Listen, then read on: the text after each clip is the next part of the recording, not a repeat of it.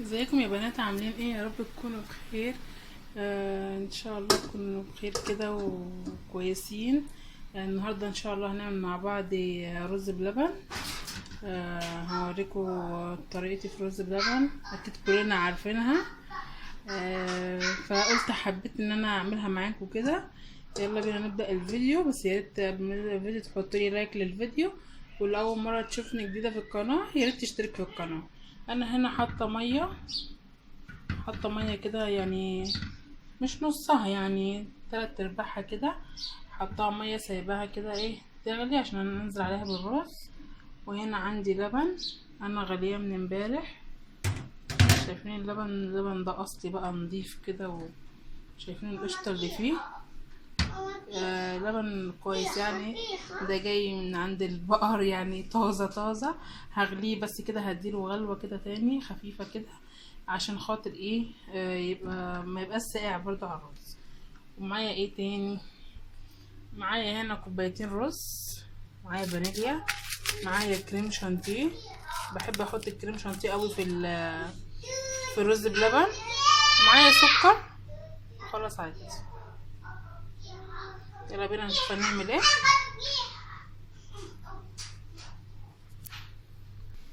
بصوا بقى يا حلوين، انا هنا ايه هنزل بالرز، كوبايتين الرز اللي معايا.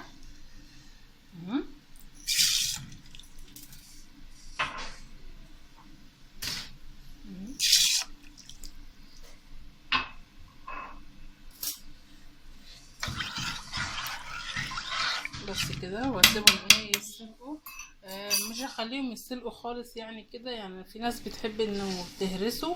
انا مش حابه الصراحه، بحبه الواحده بوحدته كده بيبقى حلو جدا. تحس ان انت بتاكلي رز بلبن صح يعني. في ناس بتهرسه، في ناس بتضربه في الخلاط، لا انا مش بحبه كده خالص. وهنا اللبن اهو، انا هديله غلوه كده تاني. اللبن ده جالي من البلد، طازه طبعا، فكنت حاطاه في الفريزر. فقلت ان انا ايه غليته امبارح وهغليه دلوقتي تاني عشان خاطر ايه احطه مع الرز. اهو يا حلوين كده الرز خلاص، شايفين؟ خلاص كده يعني، بس شايفين الرز الواحده بوحدتها. انا مش حابه الرز اللي هو اللي بيهرسوه او يضربوه في الخلاط. هنا انا دفيت اللبن خلاص كويس كده. دفيت اللبن دفيان، مسيبتوش يغلي لان انا غلياه اصلا من بالليل. شايفين الوش بتاعه ازاي؟ هقلبه كده كويس. هنزل بقى عليه على الايه، على الرز اهو كده.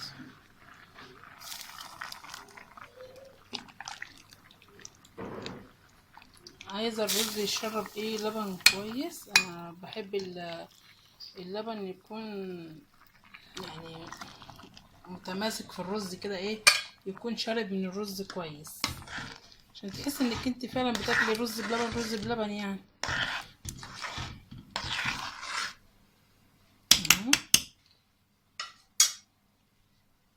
احط له كبشه تاني كده.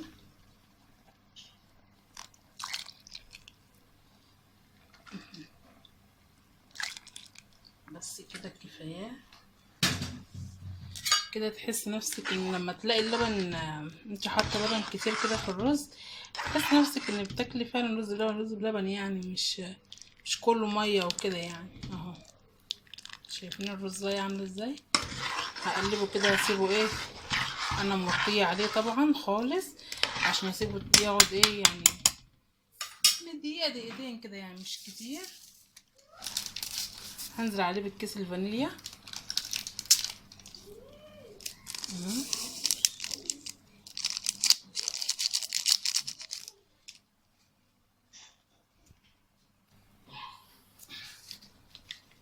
بعد كده هنزل بكيس الفانيليا، مش كله برضو، هاخد لي زي معلقتين كده. كيس الكريم شانتيه قصدي، معلقتين كده بيدي طعم خطير خطير قوي. انا بحب احط الكريم شانتيه، بحب احطه قوي في الرز بلبن. هقلب كده اهو عشان ما يكلكعش. هقلبه كويس كده، هجيبه اهو، شايفينه هيكلكع مني. هقلبه كويس.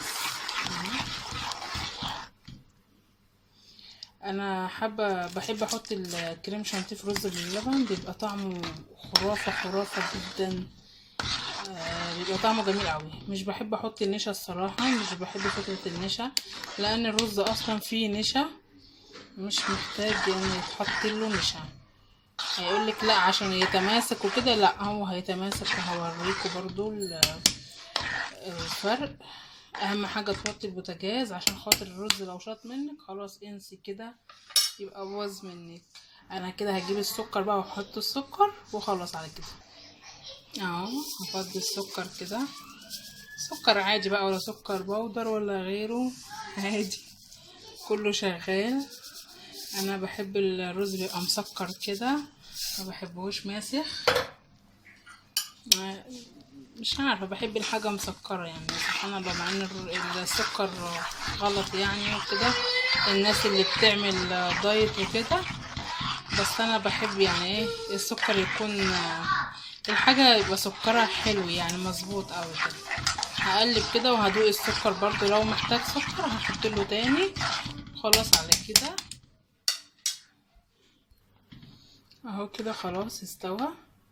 شايفين الرزايه فيها فيها اللبن متماسك فيها. خلاص كده هسيبه يبرد بقى دقيقة بس كده، واحطه في الاطباق عشان خاطر ايه يمسك بقى في الاطباق. اهم يا حلوين، شايفين ما شاء الله كوبايتين رز عملوا معايا كويس جدا يعني خالص. هصب بقى هنا اهو في الاطباق دي، هحط لكل واحد كده طبق، ده هيزيد كمان يعني. هحط بقى في اي طبقة تاني.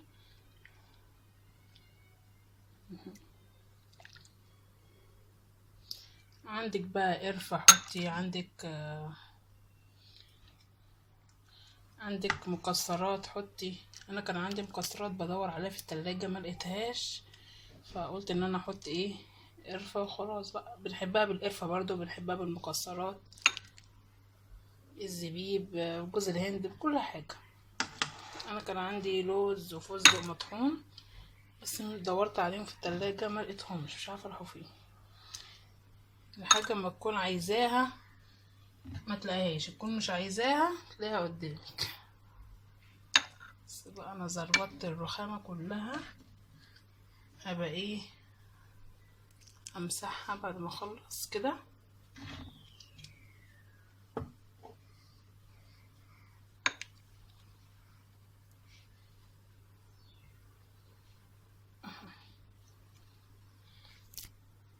اهو الشكل النهائي كده خلصت. شايفين الحلة لسه فيها، انا هجيب اطبقها تاني وهرص فيها. بس انا ايه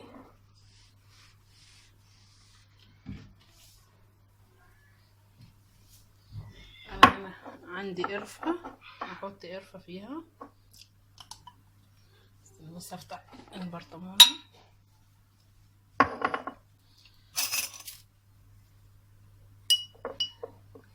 جميلة، انا بحب اكلها بالقرفة اصلا، المكسرات كده اهو.